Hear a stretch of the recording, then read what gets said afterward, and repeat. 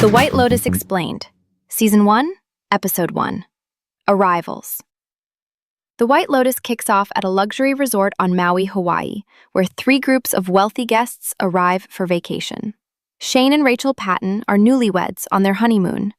The Mossbacher family, tech CFO Nicole, her anxious husband Mark, college-age daughter Olivia with her friend Paula, and teenage son Quinn are here for a family trip. And Tanya McQuoid, a grieving woman carrying her dead mother's ashes, arrives alone. Overseeing it all is Armond, the resort's polished but imperfect manager. So the White Lotus opens with a gut punch. We're at the Maui airport, and Shane Patton, this rich newlywed, is waiting for his flight home. An older couple mentions someone was killed at the White Lotus resort. And Shane just shuts them down, won't say a word about what happened, and his wife is nowhere in sight. Then we see a box of human remains being loaded onto the plane. It immediately frames the whole season. Paradise went wrong for somebody, and you don't know who ended up in that box. Then we jump back 1 week. 3 groups of guests arrive at this gorgeous resort by ferry. Shane and Rachel, the honeymooners. The Mossbacher family, Nicole, the tech CFO, husband Mark, college-age daughter Olivia with her friend Paula, and teenage son Quinn. And Tanya McQuoid, traveling alone with her dead mother's ashes. Right, and greeting them all is Armond, the resort manager. He has this whole philosophy. Tells his new trainee Lonnie to be generic, pleasant, interchangeable, invisible, which becomes deeply ironic. Almost immediately, Shane gets to their suite and realizes it's the wrong room. His mother booked and paid for the pineapple suite, private plunge pool.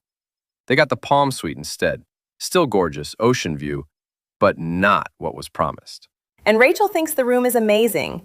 It's the nicest place she's ever stayed. Right, but Shane can't let it go. He confronts Armond, who claims there's no record of that booking. Says a German couple already has the room. Then Armond privately admits to Lonnie he probably double booked it. So he knows he messed up. That's not going away. Not a chance. Meanwhile, Rachel wanders down to the pool and tries chatting with Olivia and Paula, these sharp, privileged college kids. They interrogate her. How'd she meet Shane? What does she do for work? Where'd she go to school? It's brutal. She calls herself a journalist, which is generous. She writes listicles. They zero in on the class gap immediately, basically tell her she scored by marrying rich. Rachel comes back rattled, and she and Shane have their first real fight. The question being whether the hotel screwed them or whether Shane's fixation on it is the actual problem. Then there's Mark Mossbacher. He's convinced he has testicular cancer. His father died of cancer at 46, and now he's got visible swelling. Nicole tells him the results aren't in yet. Go spend time with Quinn. Kind of cold, but she's right. Quinn is sitting alone in a closet-sized kitchen because Olivia banished him from the bedroom. Kid's totally checked out, just glued to his screens. Mark drags him out for snorkeling, but the water's rough from a recent hurricane and there's barely anything to see. The real moment is Mark musing about how every kid grows up wanting to be the hero, and in the end, you're just glad you're not the villain. Quinn doesn't know what to do with that. He's 16 and his dad is basically saying goodbye.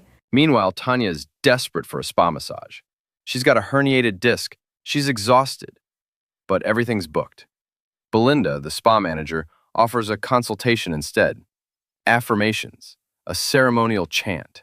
And Tanya just falls apart. Opens up about her mother's death, her failed relationships, this emptiness she can't fill. Belinda genuinely connects with her. She lost her own mother too. But there's an obvious gap between them. Tanya's the wealthy guest, Belinda's the employee. That matters. So that night, everything collides at once. Lonnie goes into labor in Armond's office, the very trainee he told to stay invisible. He's completely blindsided. And what about Mark's diagnosis? His doctor finally calls, but the connection drops. No results. Agonizing. So how does the episode leave things?